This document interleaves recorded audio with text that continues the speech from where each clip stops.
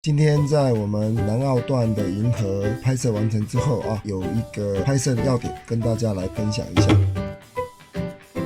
其实很多人都在说何时才可以拍摄银河，其实银河是天天都有啊，因为地球自转跟公转的关系，所以银河出现的时间点也不太一样，有时候出现白天，有时候出现在夜晚啊。像冬季银河出现的时间点，可能就是在日出前4、5点的时候，所以拍摄冬季就比较辛苦一点，因为拍摄时间很短了，因为一下就日出了，日出之后就会把银河盖掉啊。但是冬季银河很美的，因为冬季银河是横向的，如果你今天在水平面上面拍摄的话，会非常的理想啊。那为什么大家都选择夏季拍摄银河？因为夏季的拍摄的时间点就是在太阳下山之后，拍起来也是比较轻松一点，不用早起哈。但是夏季银河出现的时候，它是大约是跟水平面成30度角，越来越晚的时候，它银河就慢慢一直往到80度角的方向去走了。那春秋时段的那个银河哈出现的时候，它就是立式的啊，你必须要配合一些高空的高景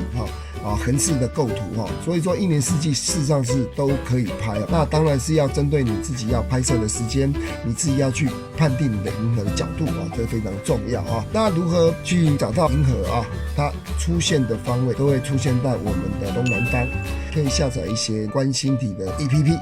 这个是相当重要的我们在拍摄银河的时候要守住几个原则有光害就不会有银河，因为有光害有时候那个光亮太亮的时候就会把银河盖掉。那什么叫光害呢？除了我们人类所制造的这些路灯这些光源会影响到天空黑暗的程度，那当然就会所谓的光害。那除了这个之外，还有一个就是月亮的时间。那月亮的时间可以去查一下中央气象局都有一个月末跟月初的时间表基本上你只要选择农历的23号到隔月的这个6号这个时间点来拍摄银河是比较适当的，因为那时候那个月亮比较小颗但是每个月的15日，月圆之时的前后1个礼拜那个时候的光害会比较重一点，所以说这比较不适合。拍摄银河你要注意到几个重点，第一个就是可能 ISO 要提高，第二个你要用大光圈，那超广角大光圈，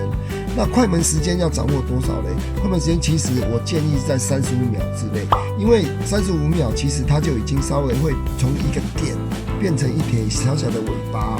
那你刚刚开到的时候 ISO 就不用说开到什么6400以上，不要，建议 ISO 在1600到3200左右那拍摄的时间大约在30秒左右这样子拍起来的那个画质会比较 OK 一点，而且心情不会拖尾巴。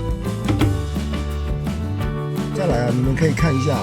我有指了一个表格这个表格就是银河的周期表那当然这个表格是老师有在网络上面搜寻，还有参考的一个中央气象局的一些资料所编辑出来的。那来看一下这个表格，所有不管是1月到12月，我们的银河出现的位置都在东南方。重点来了，就是说你只要能够拍日出的地方，都可以看到银河，这样懂吗？非常简单，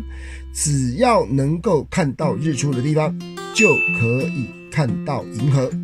因为日出位置在东方，那往东南方方向来看，当然就能够看到银河嘛，对不对？所以能够看到日出的地方在什么地方呢？除了我们的高山之外，还有我们台湾的东部，比如说南方澳啦、花莲啦、台东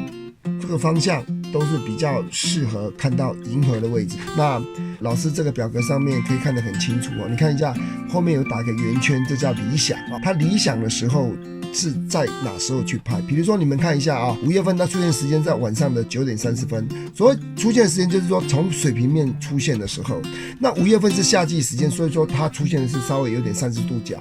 所以说5月份你注意看晚上9点30分一直到凌晨的4点钟，这个时段都是可以拍银河的。还有7月份，那7月份我就建议就不一样。7月份你有看到它银河出现的时间是在晚上的5点30分，太阳没落山是不是？它一定会到7、8点的时候太阳才下山，所以说7、8点的时候银河其实它已经从30度角已经慢慢已经变到差不多60度角了，就不会在水平面上面所以说其实为什么要选择5月、6月、7月来拍银河，其实它最基本就是比较亲民啊，比较方便。那老师以上面所讲的这一些有打红色圈圈的这一些，就是要给大家做参考，就是比较适合拍银河的时间点啊。但是它拍银河除了这个时间点之外，还有最重要就是光害是最大的因素。如果有月亮、有光害，就不会有银河。一定要切记哈，好不好？那分享给大家，因为老师喜欢看太阳、计算旋日、看银河，那多一点时间来享受一个美丽的风景，多待一点时间来看一个漂亮的银河，但是少花一点时间去做后置啊，这是老师对于摄影的一个憧憬，来分享给大家咯。大不大颗？